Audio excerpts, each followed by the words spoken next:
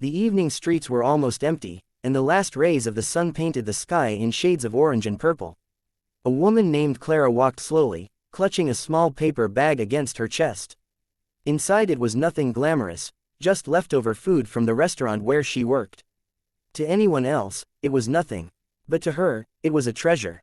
Clara wasn't always like this. Years ago, she had been a young woman with dreams, studying to become a teacher, filled with laughter and friends. But life had other plans.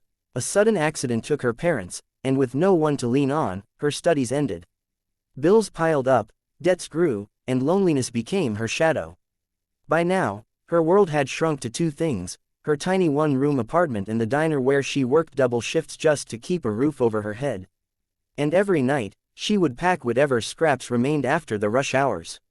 Most of the staff ignored them, but Clara couldn't afford to waste food.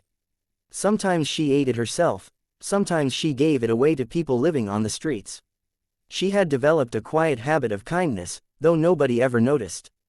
That evening, she stopped by the park on her way home. She often did. On the benches, under the dim streetlights, she sometimes found people who looked hungrier than she was. Tonight, her eyes fell on a boy, no older than 9, sitting quietly with a worn-out backpack at his side. He didn't beg, didn't cry. He just sat there, hugging his knees as if trying to disappear from the world.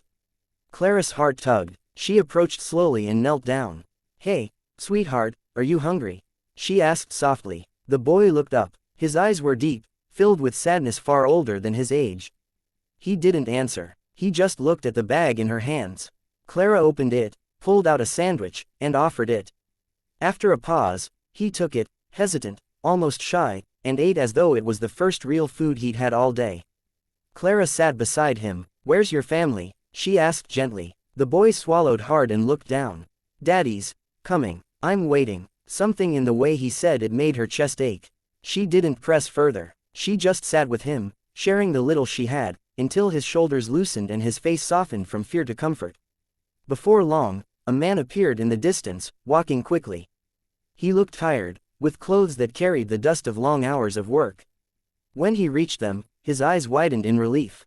"There you are, Josh," he said, kneeling to hug the boy. The man looked at Clara with a mixture of apology and gratitude. "I'm so sorry if he bothered you. I asked him to wait here while I finished my shift." Clara shook her head. He wasn't a bother at all. He just looked like he could use a little food. The boy tugged at his father's sleeve and whispered, but loud enough for Clara to hear, "Daddy, it's her, the lady I told you about." The man froze. His eyes flickered with recognition, then softened with emotion. He looked at Clara deeply. You don't remember me, do you?" Clara tilted her head, confused. The man smiled sadly. 15 years ago, a boy stood outside your school gates. Dirty, hungry, and scared. Everyone walked past. Everyone pretended not to see.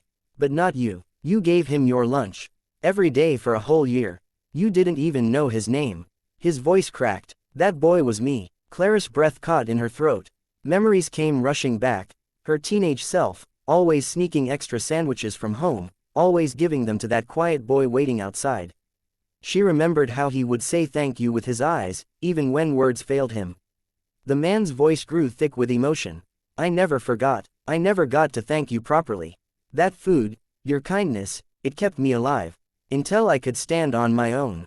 And now, all these years later, you're here, feeding my son." Tears welled in Clara's eyes. She never imagined that her small, forgotten acts of kindness had blossomed into something so profound. The man stood, holding his son's hand, then looked at Clara with a determined expression. "You gave me a chance at life when I had nothing. Please, let me do the same for you." Clara shook her head, embarrassed. "No, you don't have to." But he interrupted firmly. "I want to. You see, I'm no longer that hungry boy. I worked hard. I have my own small construction business now. It's not much, but it's enough. And it's time I repaid the debt I've carried in my heart all these years." Josh looked between them with innocent joy. "Daddy, she's our angel." That night, Clara didn't walk home alone. She walked with two people by her side, a man who had once been saved by her kindness, and a child who believed in angels. In the days that followed, everything began to change.